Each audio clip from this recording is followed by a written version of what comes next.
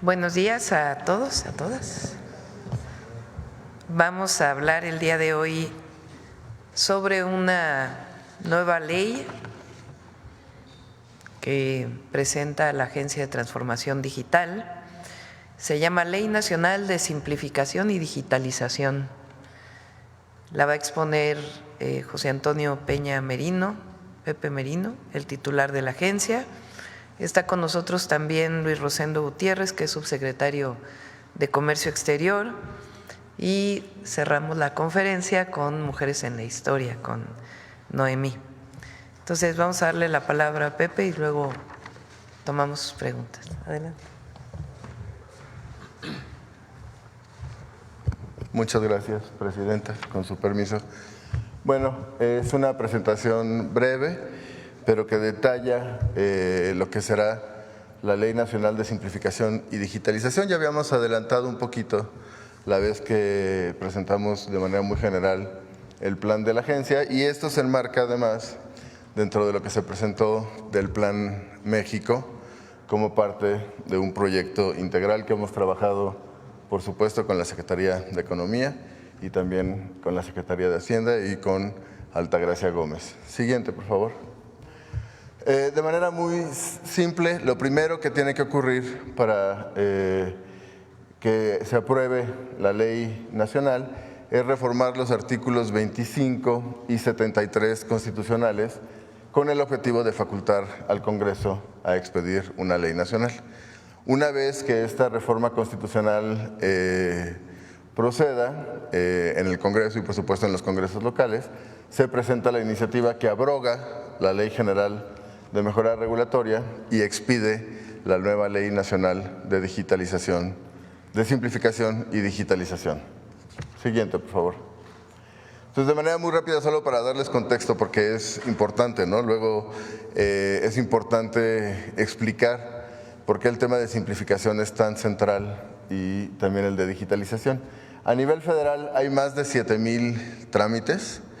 Por supuesto, la frecuencia de usos son muy distintos. Los más comunes tienen que ver con impuestos, pasaportes, permisos ambientales, etcétera. Pero hay un catálogo de 7,000 que ahorita les voy a explicar cómo vamos a simplificar. En promedio, cada estado tiene 523 trámites y a su vez, en promedio, cada municipio tiene 144 trámites, ¿no? A nivel municipal y estatal. A nivel estatal los más frecuentes son registro civil, registro público de la propiedad, etcétera, licencias de conducir, y a nivel municipal pues temas de agua, catastro, predial, etcétera. Esto implica que en México una persona en promedio durante su vida realiza 486 trámites. Es decir, los trámites son una relación cotidiana entre las autoridades y las personas, y cuando hay una carga excesiva en los trámites, pues lo que estamos haciendo como autoridades es trabar muchas otras cosas que las personas quieren realizar en sus vidas, como acceder a servicios, tener certeza sobre su propiedad, etcétera, ¿no? Y 85% de esos trámites que realiza una persona son estatales o municipales. Esto implica que si queremos iniciar un programa agresivo de simplificación, pues evidentemente tenemos que atender ahí en donde está la mayor carga, que es en los municipios y en los estados. Siguiente, por favor. Pues, ¿cuáles son los 4 objetivos centrales de la ley? 1, homologar trámites, requisitos y el tiempo de solución en los procesos de atención en los 3 niveles de gobierno, y de manera que, digamos, el mismo trámite ocurra con las mismas características en todos los lugares. Segundo, lo que les adelantaba, eliminar trabas a personas y empresas, ¿no? Sean trámites personales o sean trámites, por ejemplo, de establecimientos mercantiles. 3, como lo establece el TEMEC, mantener una buena práctica regulatoria, es decir, toda la nueva regulación, todos los nuevos trámites que nazcan, pues que nazcan ligeros y adecuados a este programa desde la Constitución y el TEMEC, ¿no? Y facilitar que las personas accedan a lo que tienen derecho, ¿no? Que es una parte muy importante, ¿no? La realización de trámites está vinculada al ejercicio de derechos por parte de todas las personas. Siguiente, por favor. Entonces, beneficios concretos: reducir aún más espacios de corrupción, eliminar discrecionalidad, homologar los trámites, requisitos y tiempos de resolución, reducir la carga regulatoria en los 3 órdenes de gobierno y lo que quede, pues asumirlo como responsabilidad de nosotros como autoridades, fortalecer la certeza jurídica, facilitar el acceso a derechos y acelerar la actividad económica para generar prosperidad compartida. La meta en todos los trámites, requisitos, servicios es reducir a la mitad el número de trámites, el número de requisitos y el tiempo de resolución, y tener por lo menos el 80% de todos los trámites en línea. Siguiente, por favor. Y esto lo haremos mediante un modelo nacional de simplificación y digitalización que tiene 9 componentes. Una sola autoridad a cargo de los temas de simplificación y digitalización.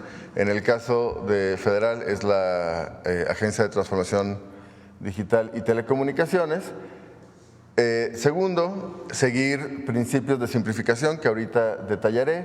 Tercero, un catálogo único de trámites, servicios y requisitos, de modo que haya mucho menos espacio para arbitrariedad. Cuarto, un portal único ciudadano de servicios y trámites en donde las personas puedan de manera muy rápida ver el catálogo, requisitos, etcétera, de lo que tienen que hacer.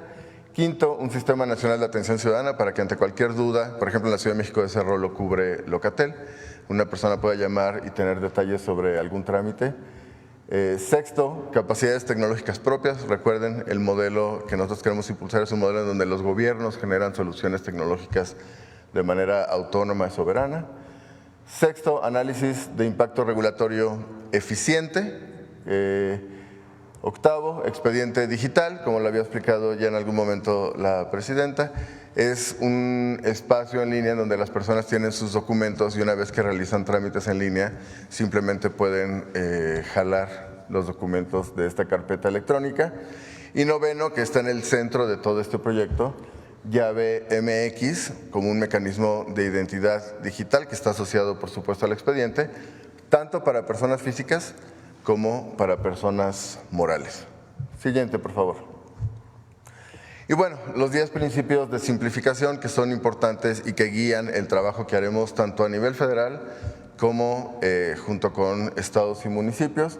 Uno, la mayor carga regulatoria la debe asumir la autoridad, es decir, en lugar de pedir excesivamente a las personas que lleven documentos o que hagan varias visitas a una ventanilla, pues realmente nosotros tenemos que generar los mecanismos para facilitar que esto no ocurra. Dos, no solicitar documentos que el propio gobierno genera. Si una autoridad genera un documento, basta generar un servicio de consulta en lugar de pedirle a la persona que traiga una copia. Tercero, fusionar trámites y crear flujos simultáneos. Hay muchos trámites que comparten casi todos los requisitos que cumplen un propósito muy similar, pues son trámites que se pueden fusionar en uno solo. A eso nos referimos cuando decimos reducir trámites. Cuarto, eliminar requisitos no indispensables, realmente hacer una reingeniería de los procesos que implica un requisito. Quinto, los documentos digitales deben tener la misma validad que un documento físico, evidentemente con mecanismos de seguridad en línea y cibernéticos. 6, todo trámite digitalizado debe ser previamente simplificado. No se trata solo de mudar cosas en línea, sino de que se muden cosas en línea que ya están simplificadas y reducidas para las personas.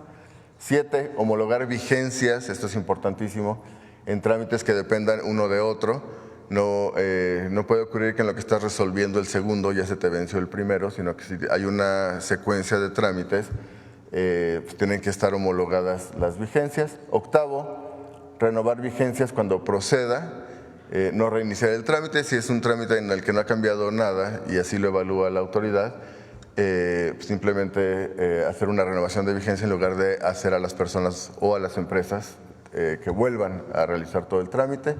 9, sustituir permisos por avisos también en donde proceda. Y finalmente, que es parte central, priorizar siempre los trámites de mayor volumen de uso y que atienden a grupos en mayor vulnerabilidad. Siguiente, por favor. Y es la última. Esto implica además, porque no se trata solo de hacer una modificación normativa, sino también de generar pues todas las capacidades que permitan a la Federación, pero también a los estados y municipios, llevar a buen puerto esta agenda, y se crea el Centro Nacional de Tecnología Pública, que realmente es un modelo único en el mundo. Y de lo que se trata es de promover el desarrollo de capacidades tecnológicas propias. Tiene 4 componentes. 1, un repositorio de código. Como lo ha dicho repetidamente la presidenta, lo que se hace con dinero público es público. Entonces, todos los desarrollos que haga tanto el gobierno federal como gobiernos locales se compartirán en un repositorio de código, de modo que otros gobiernos que no han desarrollado la misma tecnología, por la razón que sea, pues puedan implementarlos. Esto implica un acompañamiento técnico y normativo por parte de la Agencia de Transformación Digital y Telecomunicaciones, de modo que no es simplemente dar el código y hazte bolas, es realmente que todo el marco institucional, normativo, pues esté adecuado para que esto se pueda implementar exitosamente. Tercero, que es importantísimo, la Escuela Pública de Código para Servidores. Es un ejercicio de capacitación y entrenamiento para que servidores públicos en gobiernos locales, tanto estatales como municipales, y por supuesto también en el gobierno federal, puedan adquirir las habilidades necesarias para dar mantenimiento y sostener los sistemas que vayan implementando. Eso implica desarrollo de software, programación, telemática y nube pública, es decir, resguardo de datos en centros de datos. Y finalmente, la implementación de proyectos estratégicos. Tenemos 4 prioritarios para este año. La Ventanilla Digital Nacional de Inversiones, que ya detallaremos en algún otro momento, y 3 plataformas nacionales centrales. La Plataforma Nacional de Registros Civiles, que tiene un avance muy importante que se hizo durante la administración del presidente López Obrador y que nos permitió, por ejemplo, lanzar los trámites digitales de registros civiles para consulados, si recuerdan que presentamos aquí. El programa, la Plataforma Nacional de Registros Públicos de la Propiedad y la Plataforma Nacional Catastral, es decir, acompañar a los estados para que se simplifiquen trámites tanto en registro público de la propiedad, registros civiles y catastro, como su digitalización, ¿no? Entonces, son los 4 proyectos prioritarios de este año, y por supuesto irán naciendo otros proyectos prioritarios. Como ven, es un proyecto pues muy ambicioso, pero también muy necesario, de reducción de cargas regulatorias y de hacer la vida mucho más fácil a las personas, reitero, para que accedan a lo que tienen derecho, y a las empresas de cualquier tamaño, ¿no? Pero especialmente a las más pequeñas, que son las principales generadoras de empleo. Sería todo, Presidenta. Muchas gracias. ¿Quieres comentar algo, Rosendo? Le vamos a cambiar el nombre a la ley. Ley Nacional para eliminar trámites burocráticos y la corrupción. Así se va a llamar. Ese es el objetivo. El objetivo es que disminuyan los trámites. Y al disminuir los trámites, pues también se elimina cualquier posibilidad de corrupción entre una ventanilla y el ciudadano o la persona. Entonces le vamos a llamar así, Ley Nacional para eliminar trámites y corrupción. Y es una ley nacional porque incluye federación, estados y municipios. Entonces, si una persona va a sacar su acta de nacimiento, se simplifica todo para que pueda tener su acta de nacimiento muy rápido. Si una persona va a hacer un trámite con el SAT, en vez de que le pidan otra vez todos sus papeles, tu acta de nacimiento, tu comprobante de domicilio, tu credencial de lector, el acta de nacimiento de tu papá, de tu mamá, de tu abuelito, de tu abuelita. No, el mínimo indispensable para que pueda tener su registro federal. Si una pequeña empresa quiere registrarse, que no tenga que hacer 10,000 trámites para poderse registrar. Que si quiere ser proveedor del gobierno, que se disminuya al mínimo para que se cheque en una base de datos si está registrada con algún problema o no, que cumpla lo básico y queda registrada. Entonces, de eso se trata la ley, eliminar trámites burocráticos, y al eliminar trámites burocráticos, pues se elimina la corrupción que pueda quedar todavía en ventanillas entre el ciudadano y la persona. Y es nacional, repito, porque es federación, estados y municipios. Este es el objetivo. Para quienes tienen acceso a Internet, pues que la mayoría de los trámites se haga por Internet, que no tengan que ir a una ventanilla. Para quienes no tengan acceso a Internet o quieran ir directo a la ventanilla, pues que sea muy claro qué deben llevar, cuándo es su cita y cuándo se le resuelve para que no haya filas que afecten a la persona. Entonces, esa es la ley que estamos presentando el día de hoy. Requiere algunas reformas constitucionales para que se pueda hacer ley nacional que incluya a todos, y después se reforma la Constitución y después se aprueba esta ley nacional contra trámites, ¿o cómo? Para eliminar trámites burocráticos y corrupción. Bueno, ahora sí vamos a las preguntas. Bueno, les quiero dar un dato, a ver, pongan el de empleo, desempleo más bien. Este es un dato que sacó el INEGI el día de ayer del desempleo, y el equipo trabajó para compararlo con otros países del mundo. Quiere decir que México, datos hasta diciembre del 2024, es el país con menos desempleo. Comparado con Japón, Alemania, Países Bajos, Australia, Estados Unidos, Irlanda, Austria, Italia, Bélgica, Francia, Suecia, Finlandia, España.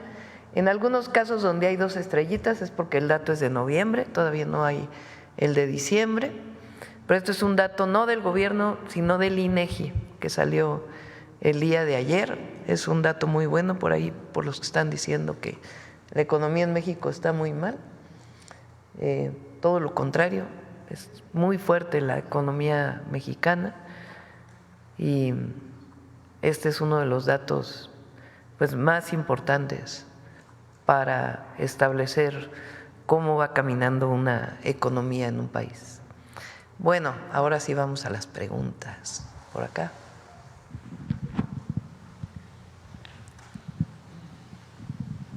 Graciela Bravata, de Ahora Noticias. Me parece perfecto este cambio, este avance de esta ley. Lo alabo porque soy telemática y además porque se va a ayudar al medio ambiente. Pero yo le preguntaría a nuestro servidor público, con el tema ahorita que acaba de entrar el gobierno de Estados Unidos y por ende acaba de entrar también ahí el Elon Musk. Él tiene mucha injerencia en cuestiones de tecnología y al agilizar estos trámites estamos hablando de tecnología. ¿Cómo está el gobierno de México preparado, sobre todo para guardar los datos personales? Porque realmente el mexicano, las mexicanas, tenemos que cuidar, porque lo pasó cuando lo intentaron, cuando lo hicieron en México, ¿no? Ahorita, ¿cómo darle la seguridad a las y los mexicanos que van a tener sus datos bien protegidos y que aquellas personas, esos vecinos que para mí sí son incómodos por lo que los están haciendo el pueblo de México, que no nos los merecemos? Usted tiene toda la razón, México es un país muy grande y merece respeto. Entonces, ante esta situación, ¿cómo estamos preparados para ello? Pepe, ¿quieres contestar? Sí, muy rápido. Gracias por la pregunta. Lo primero tiene que ver con sistemas de datos personales, es decir, cuando tú realizas un trámite y tienes que dar un dato personal, tu nombre, tu domicilio, la autoridad que recibe esta información, y eso está en la ley y seguirá en la ley, ¿no? Con la Secretaría de Anticorrupción y Buen Gobierno, pues la autoridad solo puede usar esos datos para los fines que tú autorizaste, en este caso el trámite, por ejemplo la obtención de un acta de nacimiento, ¿no? Lo segundo tiene que ver con una política de ciberseguridad, ¿no? Como parte del nacimiento de la Agencia de Transformación Digital, nace la Dirección General de Ciberseguridad. No es que no se hiciera antes, es simplemente otro mecanismo de coordinación que implica evaluar todos los sistemas de resguardo de información y por supuesto hacer todas las adecuaciones necesarias para garantizar que no tengan vulnerabilidades, pero que la información siga estando disponible. Y finalmente, generar, como el ejemplo que daba la presidenta, que es muy oportuno, sistemas de consulta, ¿no? Es decir, tus datos personales pueden estar en distintas bases de datos y no es que estas bases de datos se combinen y eso, entre más grande es una base de datos, pues más grande es la vulnerabilidad. Entonces, si está distribuida, simplemente genera sistemas de consulta, de modo que cuando tú haces el trámite en línea, una parte de tu información sale de una base de datos, otra parte de otra, y eso reduce, por supuesto, vulnerabilidades. ¿Sería eso? ¿Dónde se van a guardar los datos? En centros de datos propios. Eso es muy importante. Cuando enfatizábamos en la presentación el tema de autonomía tecnológica, eso implica que para poder habilitar, para que podamos tener un trámite digitalizado, esto implica que se requiere guardar información.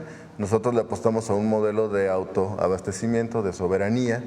Se adelantó mucho con el presidente López Obrador en Infotec. Hay un centro de datos que nos permite resguardar mucha de la información y será infraestructura que tendrá que crecer para garantizar lo que acabo de mencionar. Y están preparados porque la mayoría de la burocracia, como dice la presidenta, que hace esto no tan solo la corrupción, sino que retrasa los trámites, que hay mucha gente, sobre todo la gente de base, que se niega al cambio. ¿Va a haber algún tipo de ahí de motivación? Porque digo, he sido también servidora pública y me he topado con ese problema de que la gente, sobre todo la gente mayor que no sabe usar las tecnologías, ¿cómo poder preparar? ¿Van a haber nuevas generaciones para poder hacer este uso? No, nosotros hemos visto mucha disposición, tanto de servidores públicos del gobierno federal como en las conversaciones que ya hemos adelantado con gobiernos estatales e incluso municipales. Yo creo que hay mucha sensibilización en términos de cómo eso pues facilita, por supuesto, su trabajo y nos permite servir mucho mejor, que es lo que venimos a hacer, a las mexicanas y mexicanos. Yo la verdad no he encontrado mayor resistencia, pero por supuesto, por eso es importante no solo el cambio normativo, sino darles la tranquilidad de que pero no estás solo, ¿no? Te vamos a acompañar con código, te vamos a acompañar con infraestructura, te vamos a acompañar con la Escuela de Tecnología para Servidores Públicos y eso pues por supuesto genera mucho más entusiasmo y mucho más tranquilidad, pero la verdad es que hemos encontrado, lo único que hemos encontrado es entusiasmo. Y por último, antes de que se me vaya, sí. Por último, en el tema de la conectividad, como bien es cierto que lo reconoce la presidenta, de que no todas las partes hay realmente hasta ahorita la conectividad, pero hay un buen proyecto en este gobierno para que esto cambie, porque sí, al menos en Tabasco, por ejemplo, en el registro civil para sacar un acta de nacimiento, a veces dicen tienes que ir hasta la dirección del registro civil que está ubicada en el centro de Villahermosa y venir de Tenosique ahorita te vienes llevando porque están haciendo la carretera de 3 a 4 horas. Entonces, a lo mejor quizás implementar algún tipo de acercamiento más porque los municipios no tienen obviamente todo ese archivo histórico. Y aunado a ello, hay un problema en el registro civil de Tabasco, y digo que yo creo, me imagino que en todas partes, esas actas de nacimientos que ya están casi despedazadas, que ya casi no se puede, más bien no se puede digitalizar, y eso retrasa mucho los trámites, sobre todo para las personas de mayor edad. ¿Qué pudiera haberse, se está contemplando agilizar principalmente a esas que se están despedazando? Sí, ahí la verdad, y de nueva cuenta, se avanzó muchísimo. Con el gobierno del presidente López Obrador, vía RENAPO, el Registro Nacional de Población, se creó un sistema nacional que vincula a todos los registros civiles. Eso implicó pues, la digitalización de las actas con base en los libros, ¿no? Su cruce con la CURP, de modo que cada CURP tiene asociada una sola acta de nacimiento y viceversa, lo cual es muy importante, y que nos permite hacer cosas a nosotros de manera muy rápida, como lo que se anunció con consulados, ¿no? Que si recuerda, no solo es imprimir una copia del acta de nacimiento que tiene la misma validez que una original, porque tiene un QR que remite justamente a los libros, sino que permite hacer incluso correcciones, ¿no? Que es uno de los trámites pues más complicados y que obligaban a la persona, como usted ejemplifica, a tener que viajar al registro civil. Ahora es un trámite que al lanzarlo para las paisanas, paisanos, en Estados Unidos sobre todo, pero en todo el mundo, pues ahora también lo podemos hacer todos los mexicanos, mexicanas, desde donde vivamos. Si es usted una persona de Tabasco con residencia en la Ciudad de México, puede solicitar su corrección de acta de nacimiento desde la Ciudad de México y no tiene que trasladarse. Por supuesto, eso también incluye a quien en Tabasco tenga que trasladarse 4 horas para ir a Villahermosa, ¿no? Y vamos a seguir avanzando. Se trata de construir desde lo que ya se logró, ¿no? Excelente. Muchas gracias. Gracias, presidente. Acá. Buenos días, presidenta. Shaila Rosagel, corresponsal del Grupo Gili, El Imparcial de Sonora, La Crónica de Mexicali y Frontera de Tijuana. Presidenta, preguntarle, mire, están dándose a conocer videos en Estados Unidos de migrantes esposados y encadenados de pies y manos. Esto fue un video de migrantes que iban a ser deportados a Guatemala. Preguntarle, ¿en qué condiciones están llegando a México los migrantes? O sea, si vienen libres, si vienen esposados, ¿cómo vienen? Y en estas entrevistas que se les están haciendo en el AIFA, preguntarle qué es lo que han comentado los migrantes, o sea, cómo los están tratando en Estados Unidos, tanto cuando los pues arrestan para deportarlos, como en el traslado. Sería mi primera pregunta. En todos los casos, cuando llegan a México, llegan sin esposa, sin ningún elemento. Cuando llegan, se les hace una entrevista para saber si hubo violación a sus derechos humanos. Tenemos de estos días 2 casos, uno de una mujer guatemalteca y otro de un compatriota que hablan de violación a sus derechos humanos. ¿Qué se hace en ese momento? Tanto la queja por parte de Relaciones Exteriores a la organización, a CBP en Estados Unidos, y una denuncia en Estados Unidos para que se revise el caso. Entonces, son vuelos civiles que llegan desde hace tiempo a nuestro país, en particular al AIFA, y se hace esta entrevista y ahora la estamos fortaleciendo para proteger siempre. Por supuesto, las y los mexicanos es la gran mayoría de los que llegan, pero también si llega alguna persona de otra nacionalidad, le damos todo el apoyo en la frontera y en los centros de atención.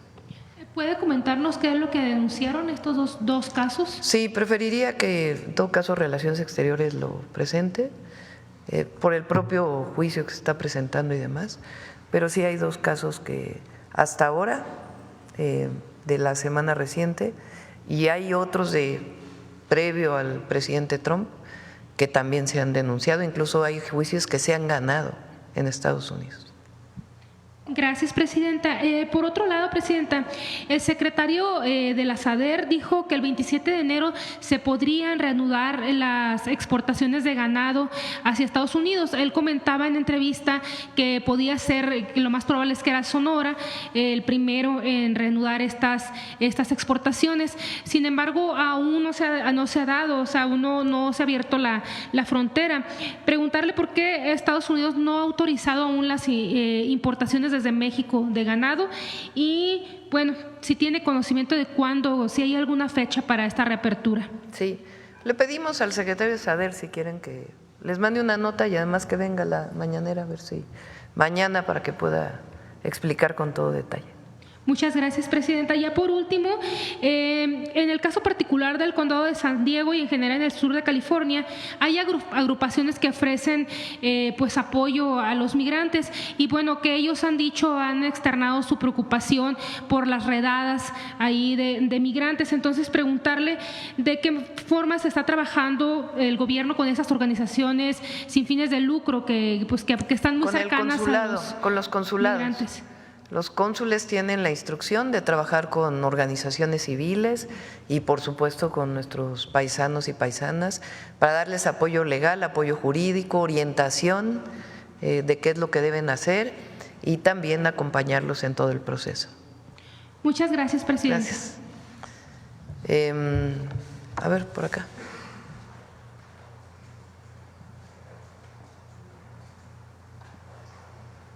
Buenos días, Presidenta. Oscar Zamudio, del Estado de Hidalgo, para Sagacín.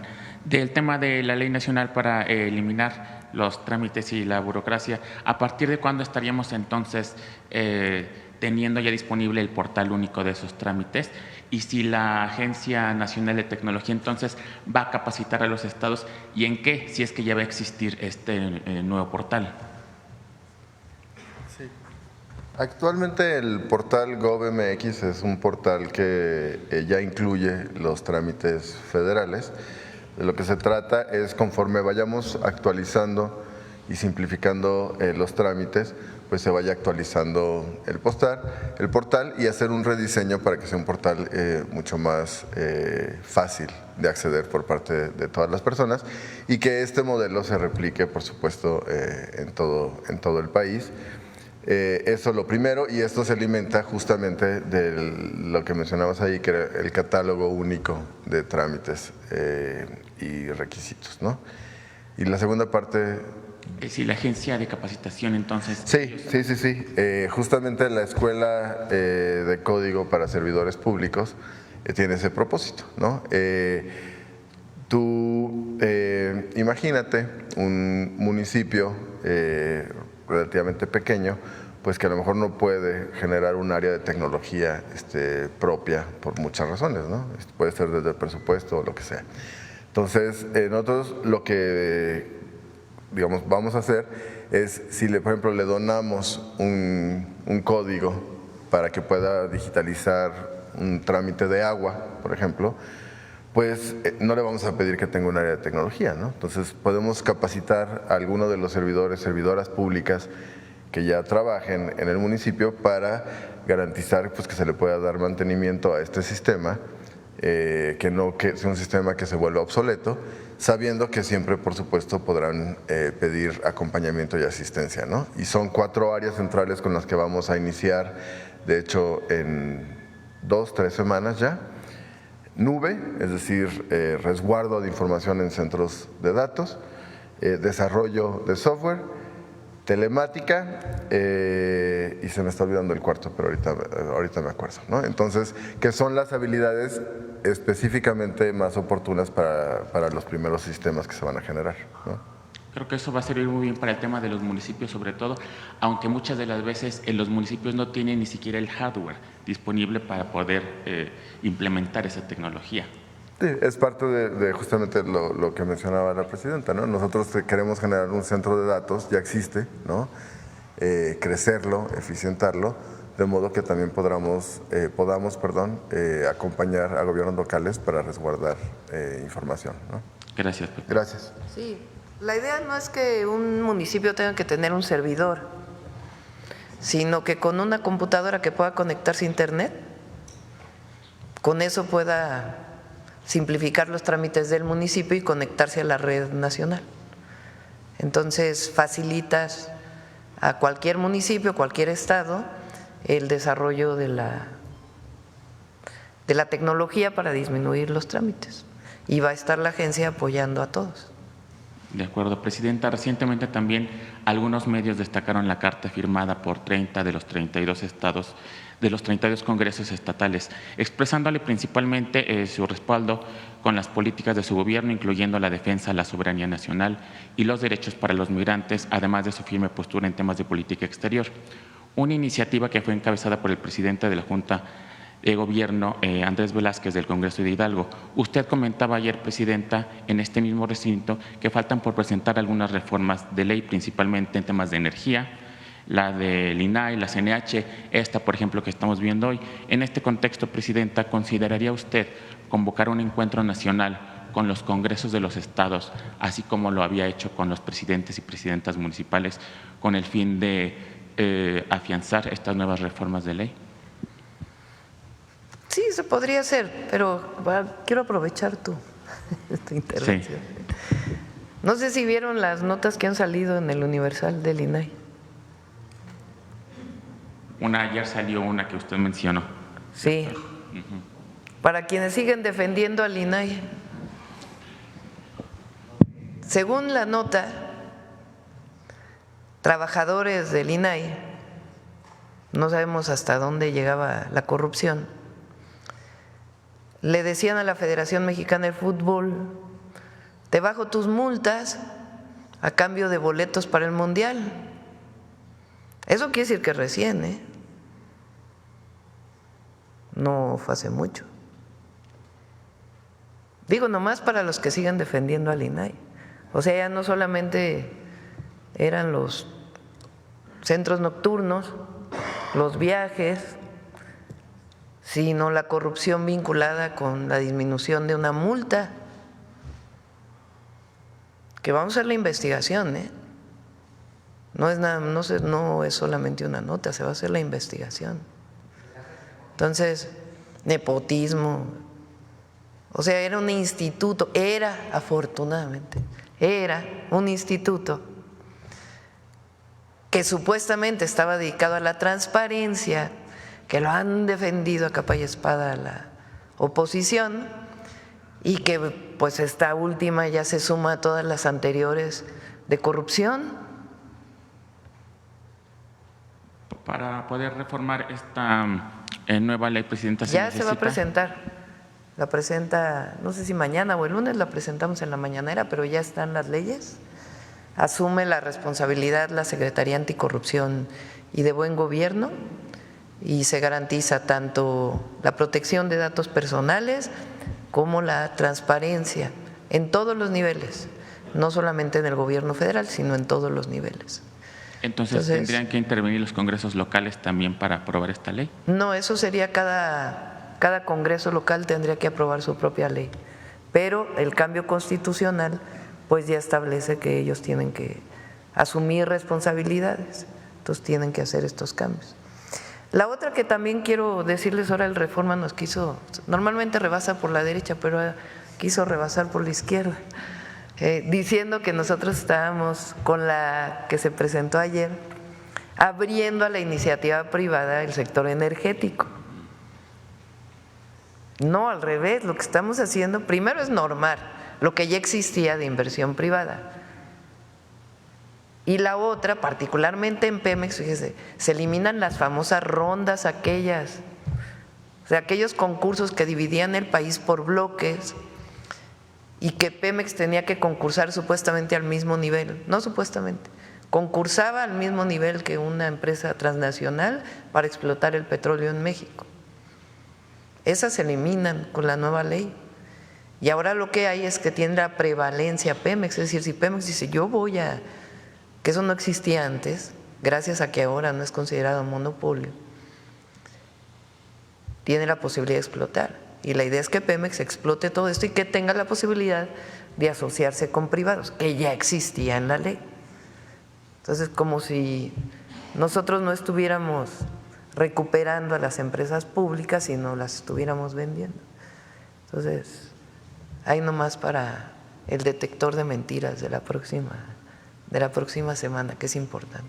El lunes entonces sabríamos más o menos en qué consiste esta reforma a la ley. La reforma para transparencia y para seguridad de datos personales ya está lista, ya sé que mañana la presentemos o el lunes, aquí en la mañanera. De acuerdo. Y para terminar, Presidenta, usted en Puerto Escondido anunció el tema de la iniciativa de reforma Sin Maíz No Hay País. Hay mucha gente que seguramente regresará a México, que son provenientes del estado de Hidalgo, independientemente de los programas de Jóvenes Construyendo o de adultos mayores. ¿Hay un programa específico para quienes estén o sepan trabajar en el campo ahora a su regreso a México? Está Producción para el Bienestar y fertilizantes gratuitos, además de Sembrando Vida, que es para algunos estados. Y ahora ya está por cerrarse el programa de Cosechando Soberanía, que también tiene que ver con créditos. Entonces, es un nuevo programa para el campo en México, principalmente para pequeños productores. ¿Cuál es el nombre de ese nuevo programa, perdón? Cosechando Soberanía. Perfecto. Muchas gracias, Presidenta. Buen día. Gracias. Pues tiene que ser primero la Secretaría y en caso de encontrarse de todas estas denuncias, directo a la Fiscalía. Son delitos penales. La corrupción es un delito penal. Y ahí donde todavía exista la tentación de la corrupción, en eso cero impunidad, cero impunidad. La corrupción es lo que más daño le hizo al país por muchísimos años. Y la honestidad y la honradez para nosotros es la esencia de lo que somos. Buenos días, Presidenta. Celsin Juárez, de noticiasdefrente.com. Aprovechando que está aquí el director José Merino, preguntarle sobre la renuncia de Salvador Landeros, director de la Agencia Espacial Mexicana. De acuerdo a su carta de renuncia que presentó el día de antier, pues, y que circula en redes, dice que es por la falta de importancia que ha mostrado el gobierno en la parte presupuestal y administrativamente. Y preguntarle si, como dice la carta, desaparecerá esta agencia.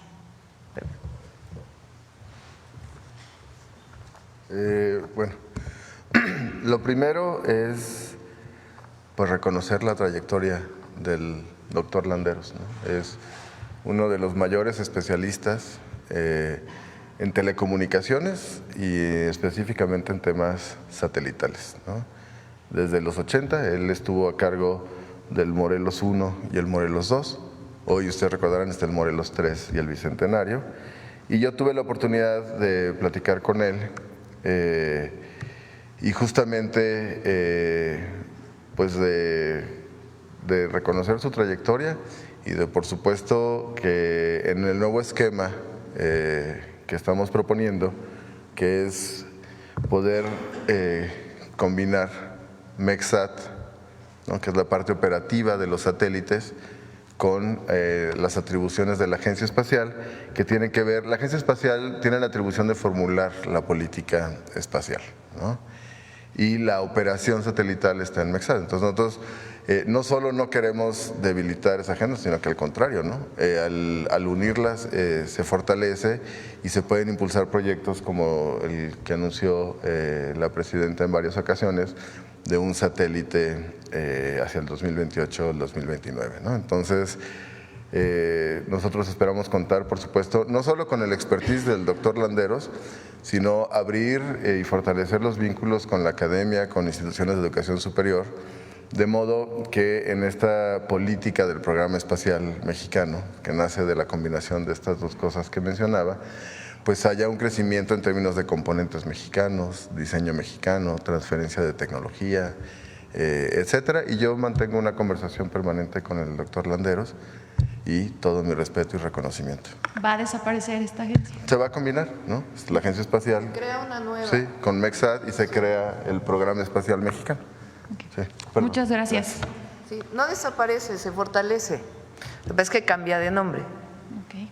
Al integrarse dos áreas que tienen que ver con este tema. Entonces no desaparece, cambia de nombre, se integra y si quiere seguir participando el doctor, pues bienvenido, sea coordinando o desde fuera con su asesoría. Gracias, Presidenta. En mi segunda pregunta, su opinión sobre la sentencia del influencer Rodolfo Márquez, mejor conocido como Fufo Márquez, pues a quien ya le dieron 17 años, 6 meses de prisión por feminicidio en grado de tentativa, y además un mensaje, además de su opinión, pues que pudiera enviar a todos aquellos hombres, figuras públicas que a veces se sienten muy impunes, ¿no?, por su posición. Cero impunidad al feminicidio. Cero impunidad. Cuando fui jefa de gobierno me tocó, que todavía por cierto está ahí, un debate con el fiscal de Morelos, en donde desde la Fiscalía de la Ciudad de México se denunció a la propia Fiscalía de Morelos porque estaban cubriendo un feminicidio.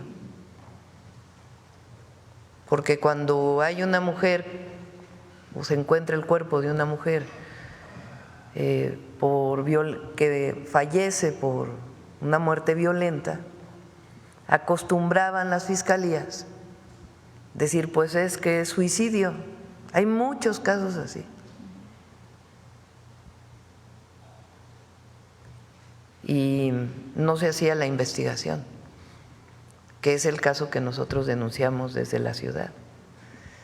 Y ahora el objetivo de las reformas constitucionales y las reformas que se presentaron para la protección de las mujeres, hoy la Constitución dice que las mujeres tenemos derecho a una vida libre de violencia.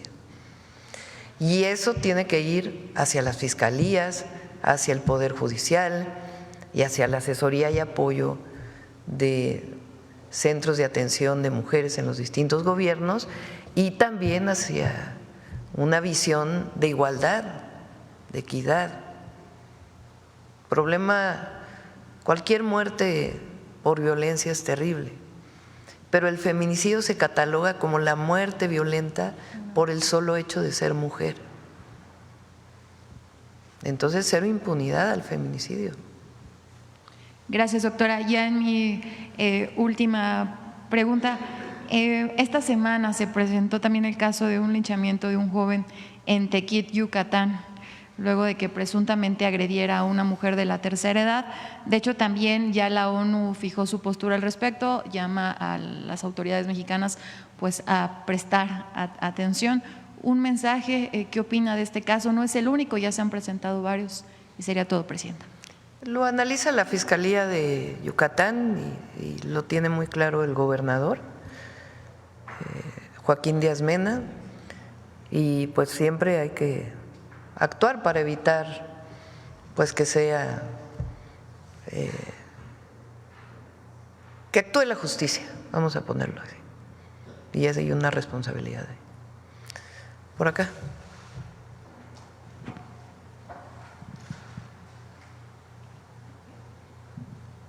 Adelante. ¿Qué tal? Muy buenos días. Juan Hernández de Hierro Vasca, Tabasco Hoy, Campeche y Quintana Roo de Grupo Cantón. Dos precisiones, doctora. Uno, precisamente esta ley que se va a presentar para abatir esta burocracia, esta tramitología, ¿de cuánto se tiene estimado que se ha perdido o que perdían el gobierno precisamente en trámites burocráticos? Hablemos de dinero, hablemos precisamente de horas hombre, hablemos también de apertura de negocios. Bueno, de hecho, a usted cuando en la Ciudad de México, cuando precisamente echó a andar estas plataformas, pues se redujeron trámites, hablamos de 2,000 a prácticamente dejarlo en 500. Entonces, usted tenía un estimado de cuánto se perdía precisamente, cuánto perdían las arcas del gobierno precisamente por lo que era la corrupción. Esa sería la primera. Y la segunda sería también referente.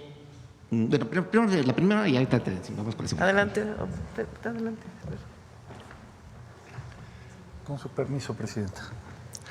Bueno, platicando sobre su pregunta, lo que hoy anuncia Pepe Merino es un gran esfuerzo no solamente para los grupos vulnerables de nuestro país, para toda la ciudadanía, sino es fundamental para el sector empresarial de nuestro país, porque va a tener un impacto en la competitividad y en la reducción de los costos.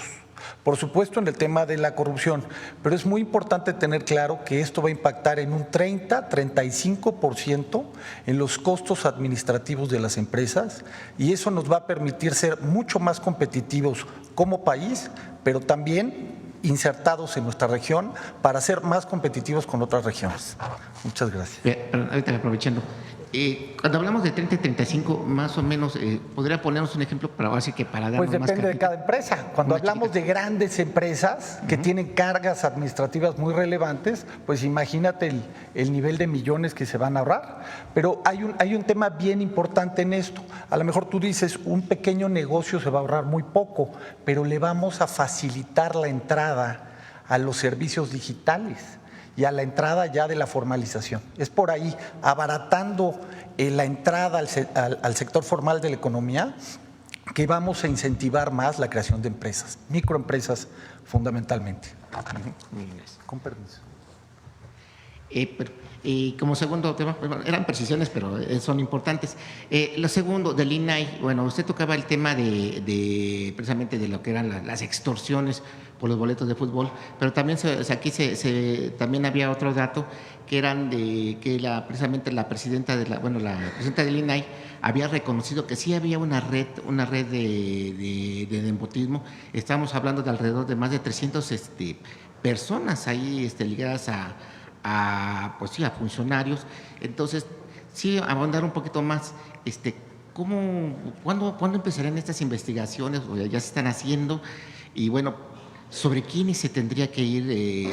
Pues estamos hablando ahí prácticamente de un instituto que estaba pues para transparencia, se supone que era para combatir la corrupción, y ahora estamos viendo que pues están saliendo muchas cosas que pues ahora sí que es asombroso que algo que se creó para abatir la corrupción pues esté siendo prácticamente el foco de una corrupción pues rampante.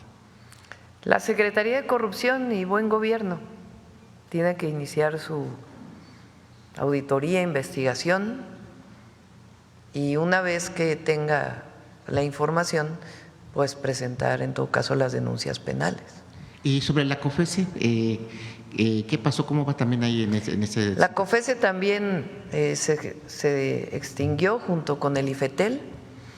Se crea un nuevo instituto, se llama, ¿cómo le pusimos? Antimonopolio, Instituto Antimonopolio, donde van a estar las dos funciones, las que tenía IFETEL y COFESE. Otras pasan a Comunicaciones y Transportes, otras pasan a la Agencia de Transformación Digital.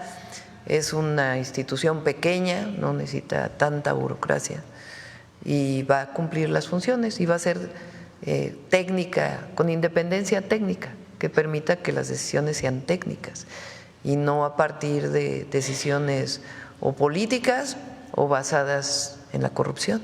Y del IFETEL, de lo que habían detectado ustedes de la venta de las concesiones. Ya lo echaron para atrás todo. ¿Se iniciaron denuncias? No, en ese caso no, porque digamos que no procedió, se echó para atrás todo el proceso. Y bueno, y finalmente, y para cerrar mi participación, sobre el caso de los migrantes que están aquí en México, de los que han repatriado, que no son no son mexicanos, que son de otras nacionalidades, ¿cómo se está trabajando con ellos? Ya lo había mencionado, pero sí queremos precisar un poquito más en ese tema. ¿Cómo se está trabajando? ¿Qué se va a hacer? ¿Se les va a regresar? ¿Se les va a apoyar? ¿Cómo está? Sí, primero hay que aclarar que son pocos comparados, de hecho el número no es muy grande comparado con fechas previas, de mexicanos y de extranjeros que llegan al país. En el caso de personas migrantes que no tienen la nacionalidad mexicana, el Instituto Nacional de Migración pues abre distintas posibilidades. La mayoría de ellos quieren ser repatriados a sus países.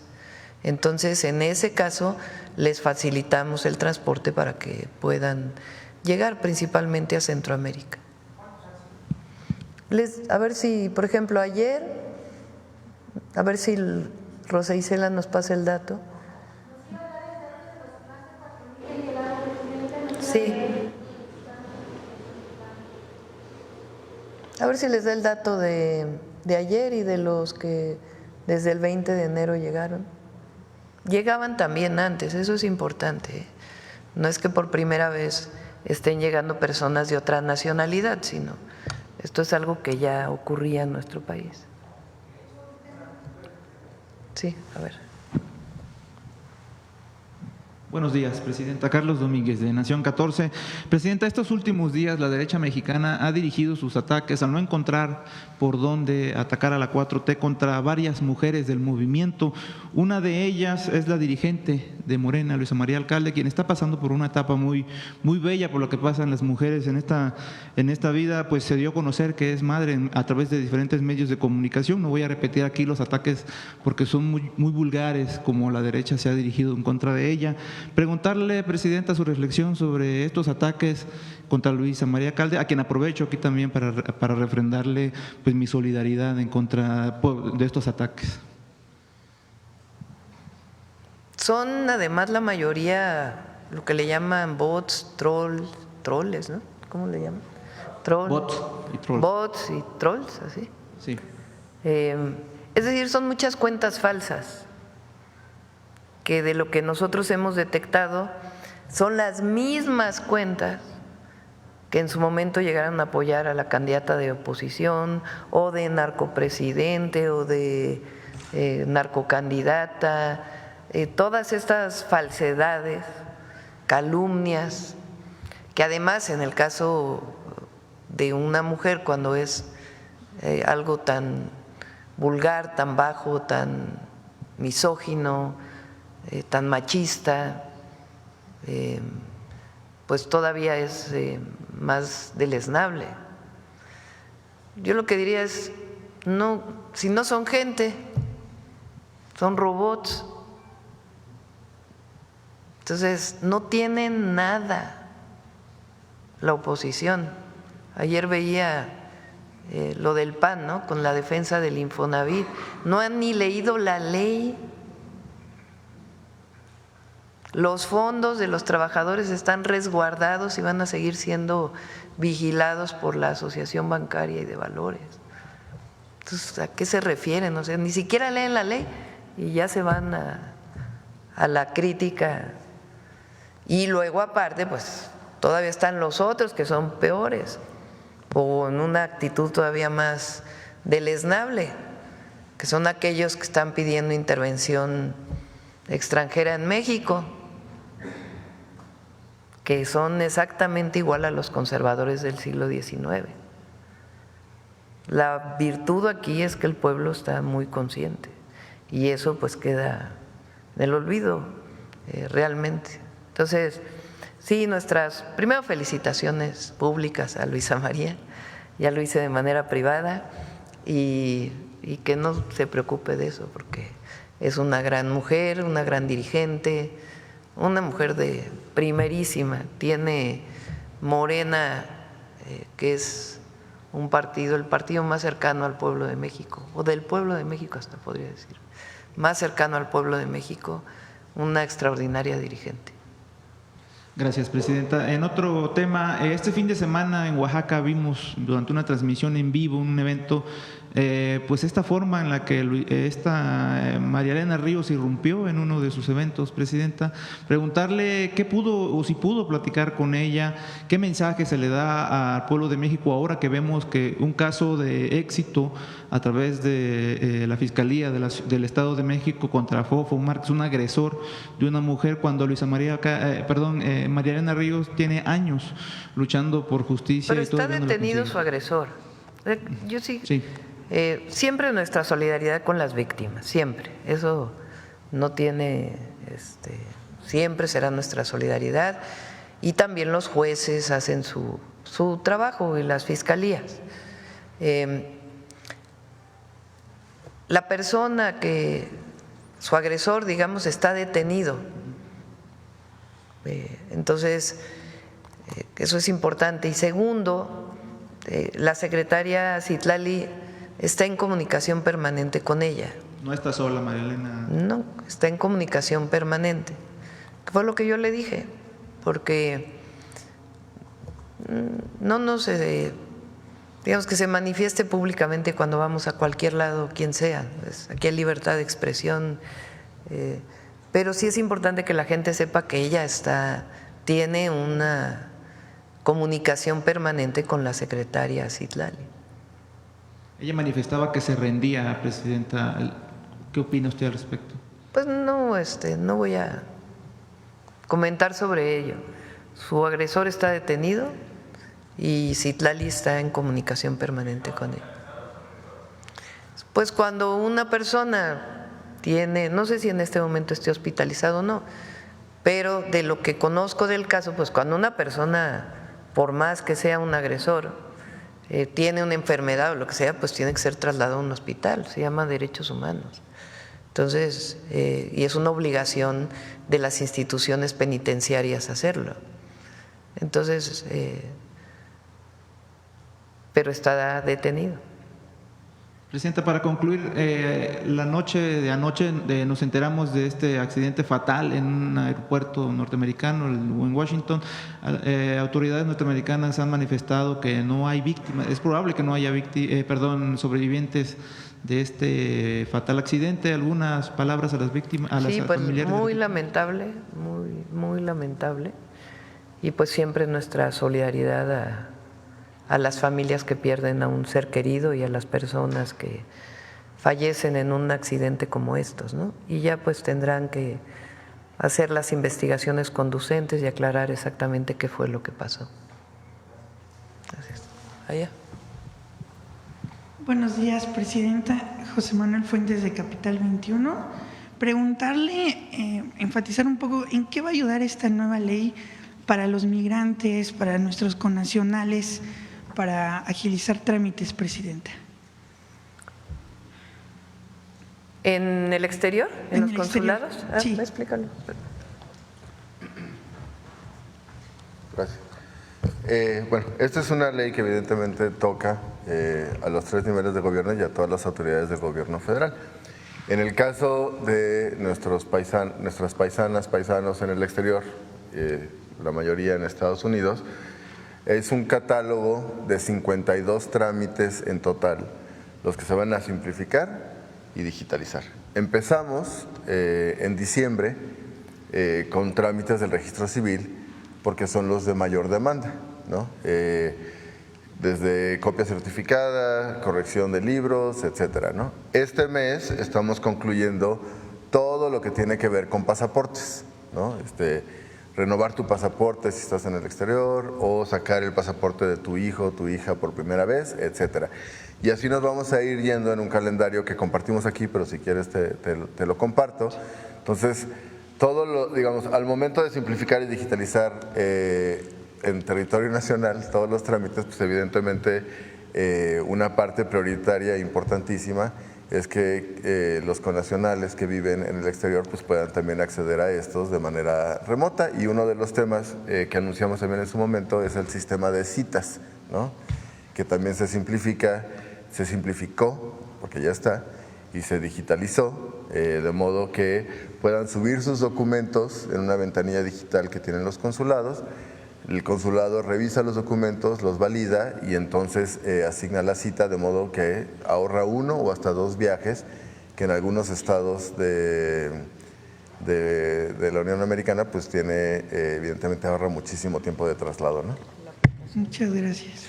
Bueno, y la aplicación que se creó junto con la Secretaría de Relaciones Exteriores, que tiene 2 funciones centrales, ya tiene más, hoy me acaban de pasar el dato, tiene más de 185,000 descargas, que por un lado tiene información, o sea, una guía para cómo reaccionar, datos de contacto, por supuesto, de su consulado más cercano, y el botón de ayuda en caso de que requiera un acompañamiento pues mucho más proactivo, ¿no? Muchas gracias. Gracias. Presidenta, también preguntarle… Del 20 al 26 de enero se han repatriado un total de 5,282 personas, o han llegado a nuestro país 5,282 personas, de ellos 4,083 son mexicanos. El 27 de enero fueron 527, de las cuales 355 mexicanos, y el 28 435 personas. Gracias, Presidenta. Preguntarle también, ayer que se presentó las leyes secundarias en materia energética, me gustaría profundizar un poco más en qué van a ayudar para impulsar la transición energética que se ha hablado en su administración, Presidenta. El miércoles viene CFE, el próximo miércoles, a exponer el Plan Nacional de Energía para el sector eléctrico. Ahí se establece el porcentaje que se va a alcanzar en el 2030 de fuentes renovables de energía y en qué va a invertir Comisión Federal de Electricidad para energía solar, por ejemplo. Y la parte que le corresponde del 46%, que de hecho muy probablemente CFE alcance mucho más del 54%, pero la parte del 46% privado tiene también las reglas para poder invertir en fuentes renovables. Por último, preguntarle, el martes un compañero habló de un tema fundamental que me gustaría también profundizar un poco, es la desaparición o no se sabe qué pasó con una isla que se llamaba Isla Bermeja, que se ubicaba en el Golfo de México, cerca de Yucatán. Esta isla es importante porque definía límites marítimos con Estados Unidos, en donde se encuentran ricas reservas de petróleo.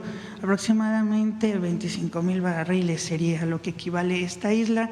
Se hicieron varias exploraciones, incluso la izquierda enfatizó mucho en el 2006, 2007, 2008 sobre investigar qué pasó con la isla, preguntarle si su gobierno va a hacer algo o si tiene información de qué pasó, sobre todo por la importancia geoestratégica que tiene la isla, Presidenta. Muchas gracias.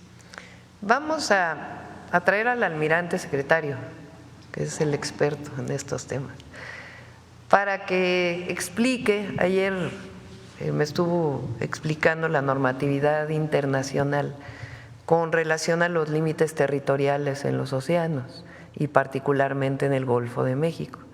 Con base en ello hicimos la carta de Google, a ver si la tienen por ahí.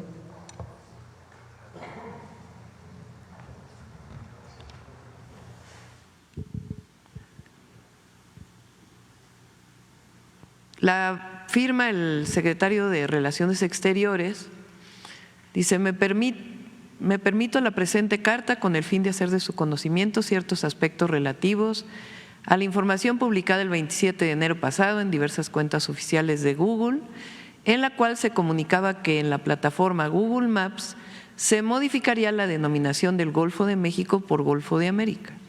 Lo anterior por la relevancia que tiene esa plataforma a nivel global y debido a que lo que se muestra en sus mapas puede influir en la comunidad internacional. Al respecto, se expone lo siguiente.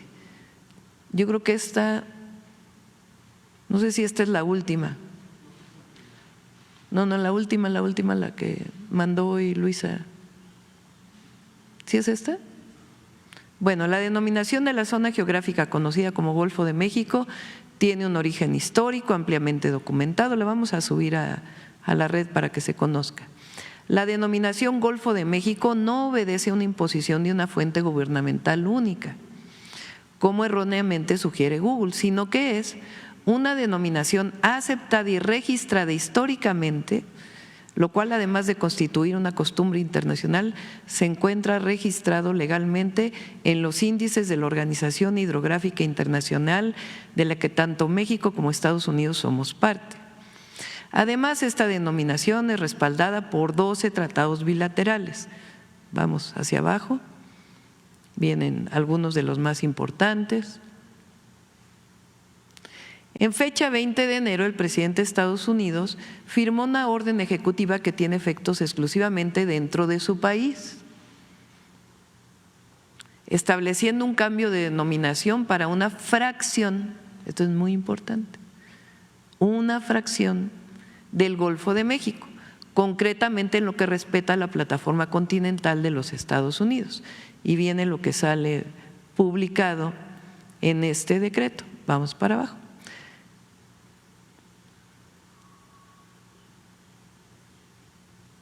No, la anterior.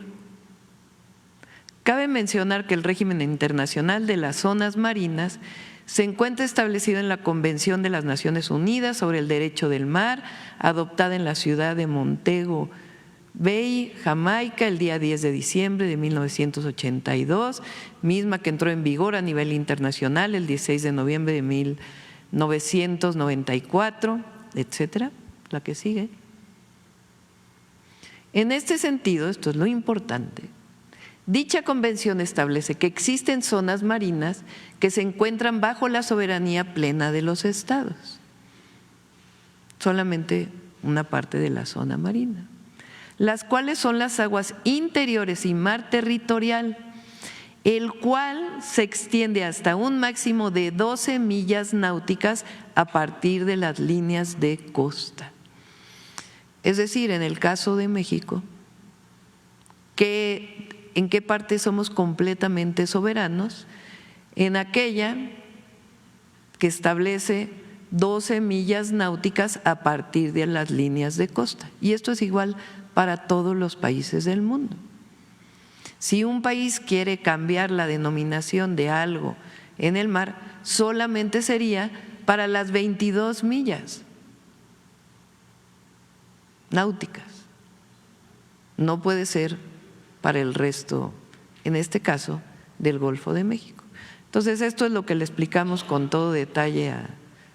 Por lo anterior, resulta imprescindible hacer de su conocimiento que, tomando en consideración que el Golfo de México abarca zonas marinas de 3 países, México, Cuba y Estados Unidos, el caso del decreto solo podría corresponder a las 12 millas náuticas a partir de las líneas de costa de los Estados Unidos de América.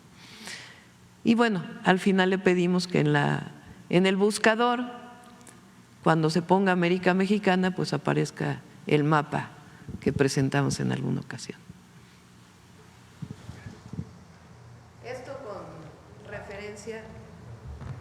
Esto con referencia a los límites territoriales, porque es importante.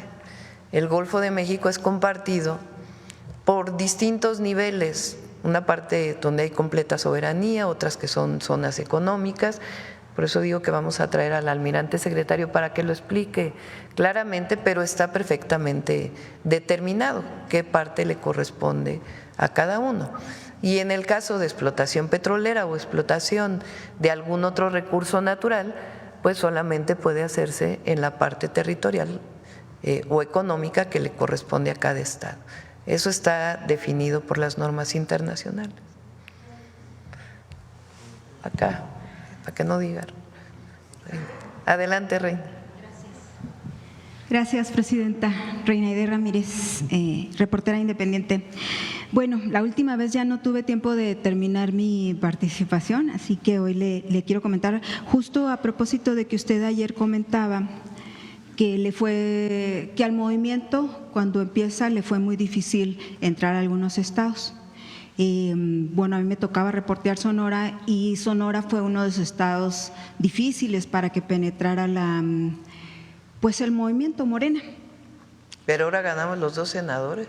Sí, muy malos, por cierto. No. Ay, presidenta.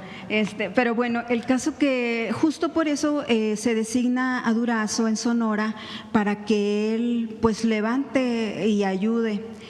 Pero Durazo lo que hace es jalar gente pues presuntamente corrupta porque no ha sido investigado totalmente.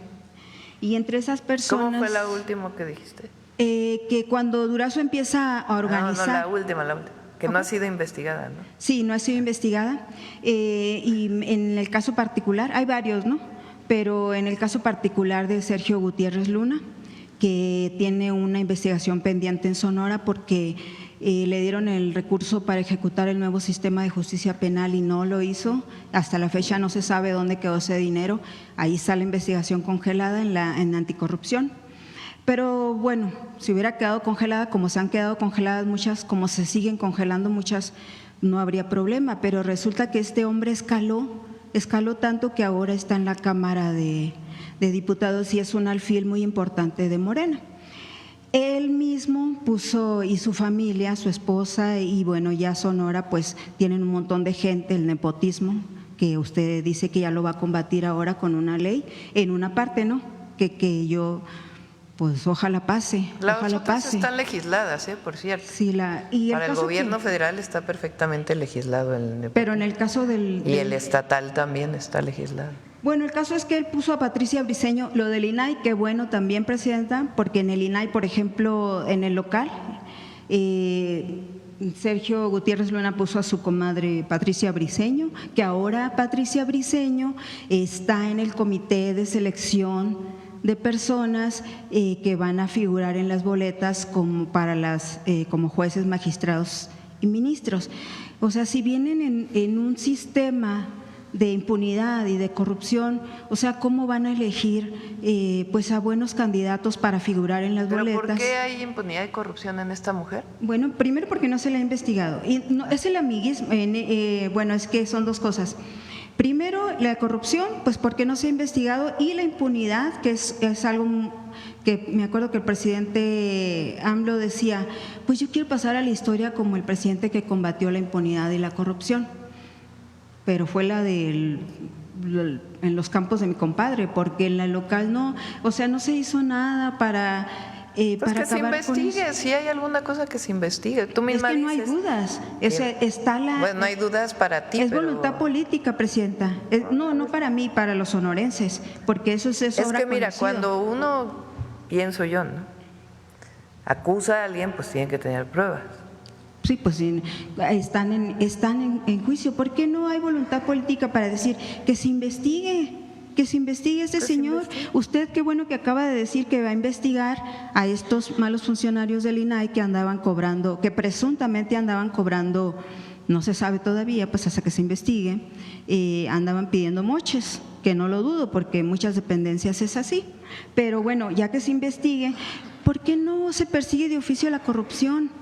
¿Por qué no se investiga, por ejemplo, también lo que está pasando, que ese es mi otro tema, que es a donde yo voy, que queda Durazo, trae esta gente, y ahora ahí están incrustados lo peorcito, presidenta, del PRI, del PAN, de Sonora, está en Morena y están en niveles importantes. Creo que Durazo es de los gobernadores más reconocidos, ¿no?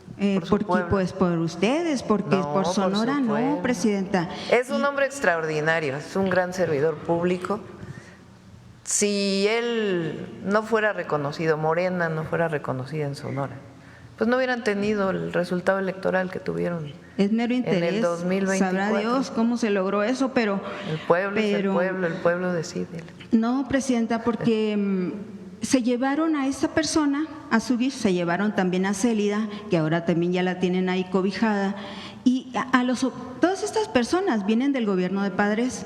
El gobierno de Padres formó un equipo de mapaches para operar en Sonora, obviamente, y en otros estados del país, cuando todos ellos estaban en el PAN, que fue uno de los gobiernos más corruptos, que también sigue impune él ahí. Lástima que no pude hablar cuando estaba el fiscal para preguntarle el caso, pero pues vamos a esperar la oportunidad.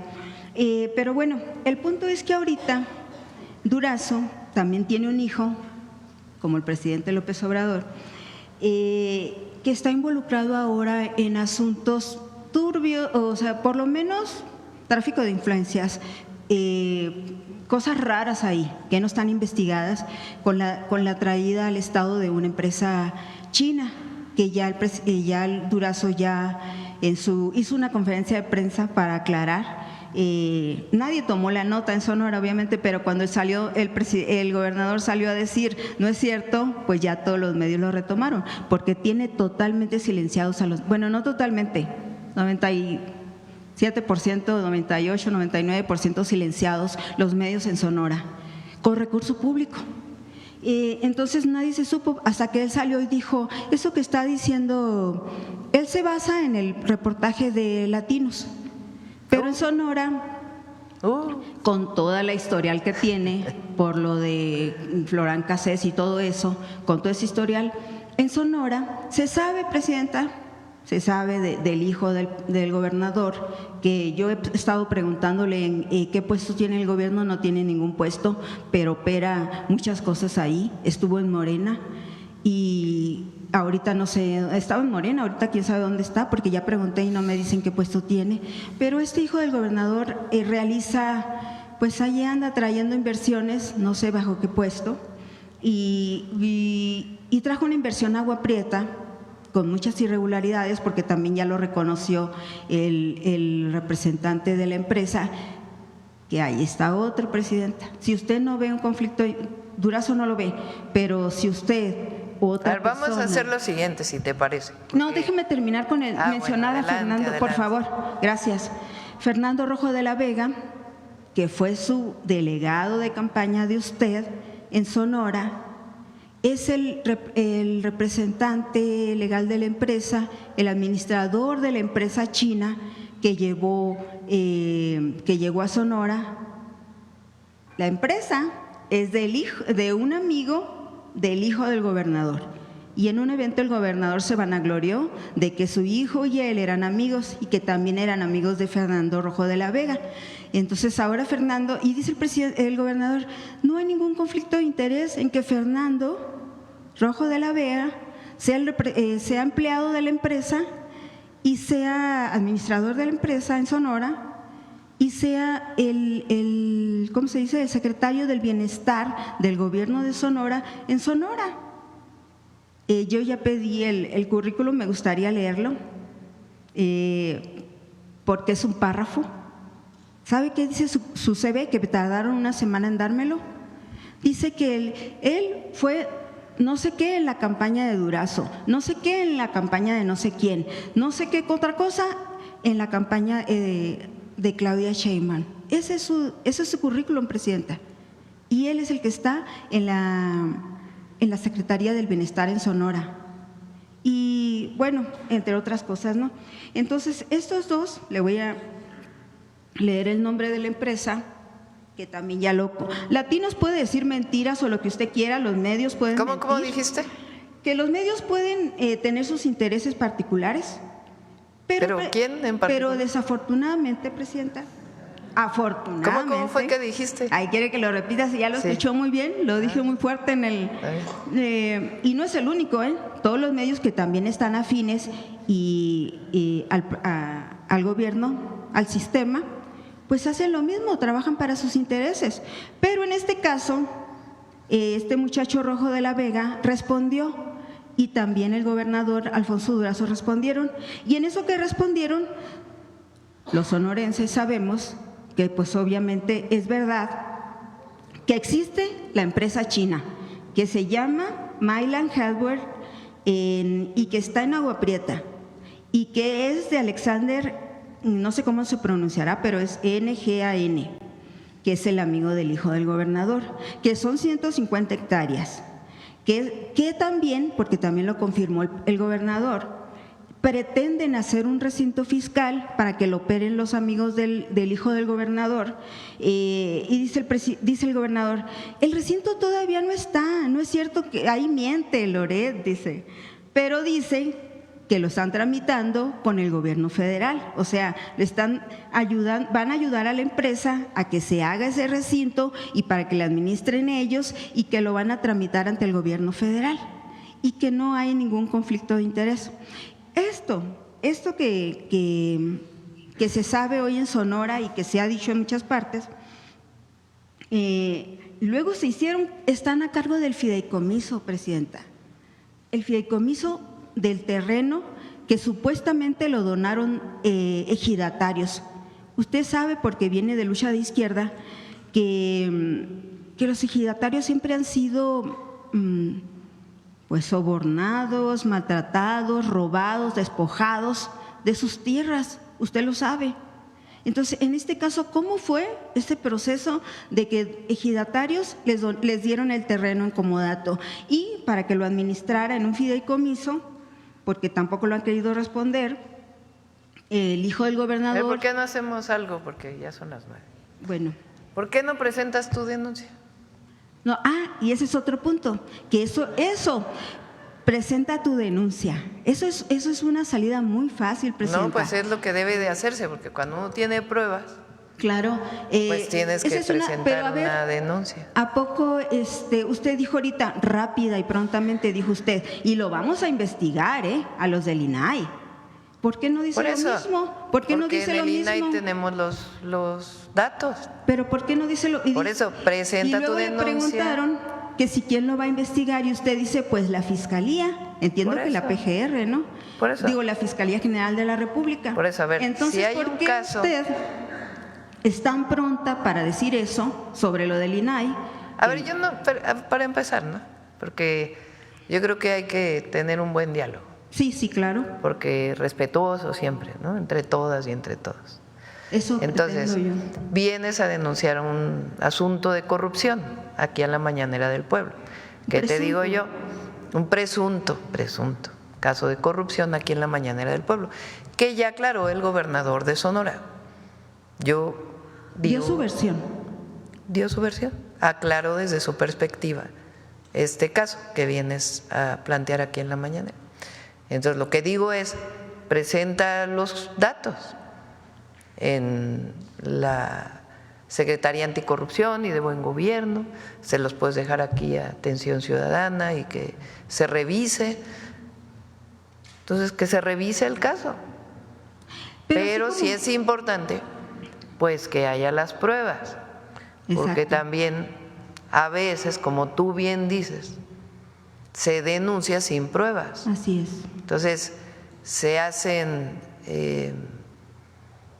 aseveraciones, pues, que tienen que tener sustento. Entonces, lo que te sugiero, si quieres, si así lo deseas, pues es que el caso se lo des, sea Atención Ciudadana, para que se lo den a la Secretaría Anticorrupción y de Buen Gobierno, o que tú misma presentes la denuncia para que pueda ser investigado. Lo que sabemos es que el gobernador aclaró todos los temas que tú estás planteando, dio su versión. Pero si tienes tú todavía dudas sobre este tema, pues que se investigue. También es muy fácil decir tú, pero un reportero, Presidenta, usted tiene ahí a Rosa Isela, que fue reportera, sabe muy bien que un reportero. ¿Cuál es la función de un reportero? Por eso, Presidenta, ¿dónde publicaste esto? La función de un reportero es exhibir. Por eso pregunto, lo que está pasando. ¿Dónde lo publicaste? Yo no lo he publicado. Ah, por eso. No. Entonces, por eso digo, si tienes prueba, cuando un reportero, un buen reportero… Yo soy una buena reportera. Bueno, entonces publica sus notas, sea una red social, sea en un medio comercial, con su sustento. ¿Estás de acuerdo?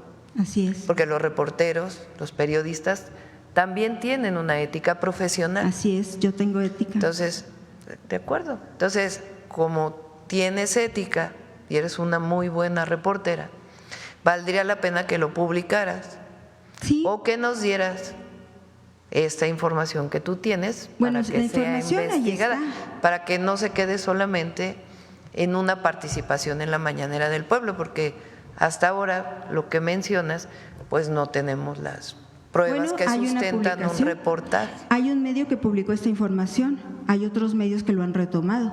Bueno, la pregunta es, en el caso particular, ¿te gustaría que se investigara? ¿Cómo? ¿Te parecería bien que se investigara? Pues ojalá alguna autoridad, la Fiscalía, tuvieran esa rapidez también para decir, vamos a investigar si estás de acuerdo, si no también, no hay problema. Pero no es que yo tenga que presentar los medios, Presidenta. El reportero está para hacer, ver, señalar. Pero cualquier reportero, la responsabilidad de investigar es de la Fiscalía. Sí, pero tiene que salir publicado en algún lado, ¿estás de acuerdo? Y está publicado en algún lado. Bueno. Está publicado. Hay medios, no todos los medios, Presidenta. Bueno, vamos, si te parece, al cierre de la credibilidad es difícil de lograrse. Si te parece, ya está publicado. Bueno, que le des a los compañeros de Atención Ciudadana o a Belmont en dónde está publicado y que se hagan las investigaciones. Usted también lee los medios, usted sabe que esto se puso ahí. Bueno, vamos a hacerlo. Pero bueno, viene Noemí. Le voy a plantear otro tema que es más importante todavía. La impunidad y la corrupción son muy importantes. Pero algo que le duele mucho a los sonorenses es la situación que se está viviendo en Sonora con el Hospital General, que ahora tiene otro nombre, que ahora es IMSS Bienestar, que ya pasó al gobierno federal. O está en esa transición. El caso es que en diciembre le entregaron a usted un documento, empleados del hospital, 456 empleados que están eventuales. Hay 4,000 empleados de los servicios de salud que están eventuales en Sonora, 4,000. Y también le entregaron una carta donde los médicos exponen que no tienen insumos para operar en el hospital, que la falta de enfermeras tiene al hospital trabajando al 50%, que no hay equipos, que no hay que están detenidas las cirugías. Fue ya para allá el doctor Schwartz el director de Bienestar habló con él o su equipo fueron en el momento que se presentó y está trabajando muy bien, Alejandro, y vamos a seguir impulsando el IMSS Bienestar, y tanto en Sonora como en todos los estados de la República. Lo mencioné hace un mes más o menos, que se está haciendo una compra, viene aquí Eduardo Clark cada 15 días a exponer cómo va la compra de medicamentos y de insumos médicos. Ya hubo una primera asignación a las empresas que ganaron, que por cierto es muy importante porque se asignó directamente a los laboratorios, no a los intermediarios, que eso es algo indispensable. Entonces fue una compra complementaria y ahora se está asignando para la compra bianual, que tiene que ver con 2025 y 2026, para que no falte en los periodos de transición entre uno y otro año ni los medicamentos ni los insumos médicos. Entonces, en el caso de los recursos humanos, que se llama de las personas, de los trabajadores y las trabajadoras de la salud, médicos, enfermeros, médicas, enfermeras, algunos han sido basificados en el IMSS Bienestar. Hay otra parte que no pasa al IMSS Bienestar, sino se queda en los servicios de salud de los estados, y en el caso de los que pasan al IMSS Bienestar, todos tienen acceso a su basificación, y estamos trabajando con todas las entidades de la República. Entonces, si te parece, si tienes algún otro, porque sí, porque son 9, 11. Presidenta, 30. por ejemplo, los eventuales. Si el hospital carece de personal, ¿por qué son eventuales? O sea, porque se revisa cada uno de los casos. Hubo una primera basificación muy importante del IMSS Bienestar en todas las entidades, y ahora se está revisando otros trabajadores o trabajadoras de la salud, cuáles se pueden incorporar al IMSS Bienestar, porque en un hospital pues trabajan médicos especialistas, familiares, enfermeras especialistas, enfermeras. Entonces, para tener completa el personal en un hospital, a veces a lo mejor hay un médico que no necesariamente es especialista en lo que se requiere en el hospital. Entonces, por eso se hace una revisión de quiénes son los que se basifican y a qué centro de salud se asignan. Eso está. ¿Cuánta prioridad tiene este tema en el gobierno? Porque, Presidenta, mire, estas personas, el personal salió a la calle, marchó, ya llevan varias marchas. Sí, se está atendiendo. Y a raíz de eso, sí sabe que les ampliaron un poco el eventual. Hay gente que tiene 10 años y es eventual. Sí. Hay gente que son químicos. O sea, 10 años. O sea, ¿de qué sexenio es? Y 10 años. O sea, ¿de qué sexenio? Antes todo el sexenio del presidente López Obrador. No. ¿Cuándo fueron contratados? 6 y más 3 desde Peña Nieto, más otros 4 de Peña Nieto. Entonces, o sea, llevan 10 años. Estamos constituyendo. Hay gente de ese tiempo. A ver, Reina, yo creo que por respeto a todas y a todos vamos a cerrar la conferencia. Nada más la última, Presidenta. Son 4. La administradora del hospital gana 143,000 pesos. No es cierto. Y hay una hoja esa sí la saqué. Sí, pero no es cierto. ¿Está mal en la página no es cierto. del IMSS? Con todo gusto, el próximo martes que viene Salud se presenta cuánto gana un médico, cuánto gana ese es sueldo bruto, menos impuestos le queda como en 98. Pero los químicos, los enfermeros, la gente, hay gente que gana 6,000 pesos bruto, 6,500 pesos bruto. Pero no son los 143. ¿Por qué esa distancia, Presidenta? A ver, ¿vas a escuchar mi respuesta o no? Sí, la escucho. Entonces vamos a escuchar la respuesta, voy a repetirla. El IMSS Bienestar se crea a partir de los sistemas de salud estatales, ¿de acuerdo? Me tocó a mí el caso de la Ciudad de México, igual es el caso de Sonora, igual los casos de las 23 entidades que están inscritas al IMSS Bienestar. Cuando se pasa de la contratación de los estados al IMSS Bienestar, aumentan sus salarios automáticamente. Te puedo poner el caso de la Ciudad de México. Había médicos especialistas que ganaban 11,000 pesos. No tenía recursos la Ciudad de México para poderle dar un aumento salarial a todos esos médicos. Entonces, cuando pasan esos médicos al IMSS Bienestar, automáticamente empezaron a ganar 36,000 pesos y además se basificaron. Ese es el caso de muchísimas basificaciones que hicieron. En efecto, quedó otro personal de salud que quedó adscrito a los estados, no quedó adscrito al IMSS Bienestar. Ese personal de salud que todavía no pasa al IMSS Bienestar, se hace una revisión si se requieren o no esos perfiles de esas personas para entrar al IMSS Bienestar. Si no, se quedan trabajando en el estado, en lo que se quedó en los estados, que son los servicios de salud. Ese es el mecanismo. En particular en el caso de Sonora, pues evidentemente, como en otros casos, se está revisando cuáles de estos trabajadores pueden incorporarse al IMSS Bienestar, y nuestro principio, que es que nadie pierda su trabajo por lo que está desarrollando. Entonces eso es lo que estamos haciendo, y no gana un director de un hospital 143,000 pesos. Bueno, me mandaron varios recibos de sueldo. Bueno, si quieres cerramos ahí, Reina, si te parece. Le damos la palabra a Noemí para que pueda hablar de mujeres en la historia. Sí hay opción de subir el sueldo, es tan básico y tan importante que esas personas… Se hace en la medida de lo posible, porque además ese es nuestro objetivo, que todos ganen bien. Entonces, si pasan al IMSS Bienestar es automático el incremento y la basificación, y si se quedan en los estados se busca la manera de apoyar. Gracias. Gracias. Adelante, Noé. Con permiso, Presidenta. Muy buenos días a todas y a todos. Continuamos con las mujeres que constituyen la identidad gráfica del año 2025, año de la mujer indígena, la cual destaca la importancia de los pueblos originarios de México.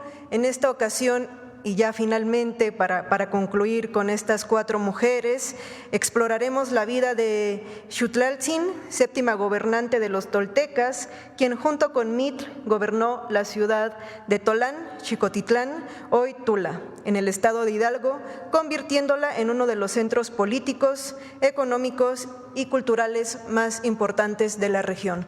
Conozcámosla.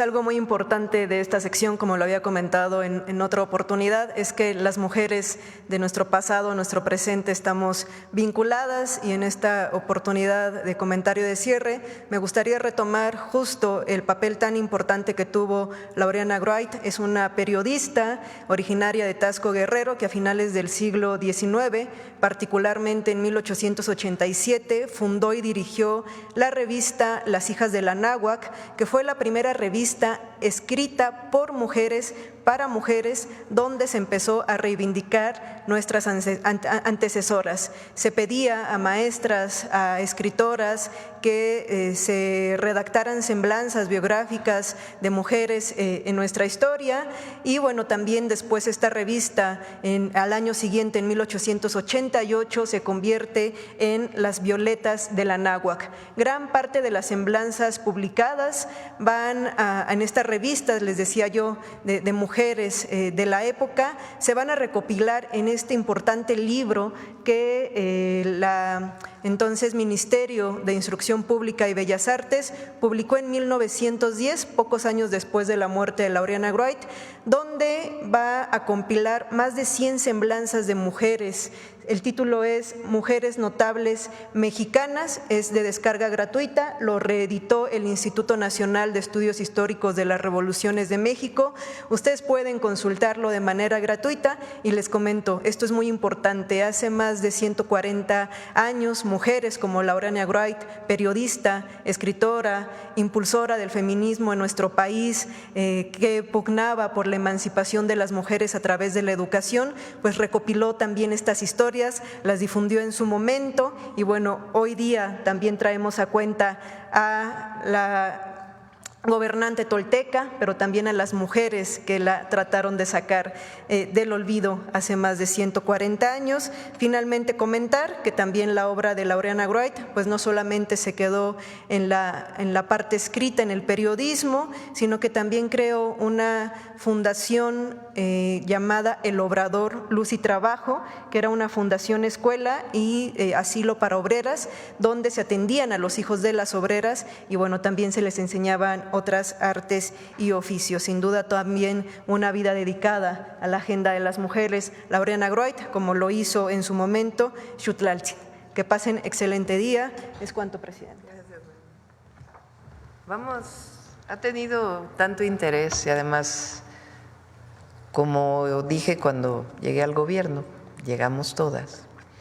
Estamos haciéndoles adelanto un salón aquí en Palacio Nacional dedicado a mujeres en la historia, donde van a poder, es una parte de Palacio Nacional que es la parte pública, en donde cualquiera puede venir a visitar esta sala, y la vamos a inaugurar el 8 de marzo, Mujeres en la Historia, aquí en el Palacio del Pueblo. Gracias a todos y a todas. Gracias.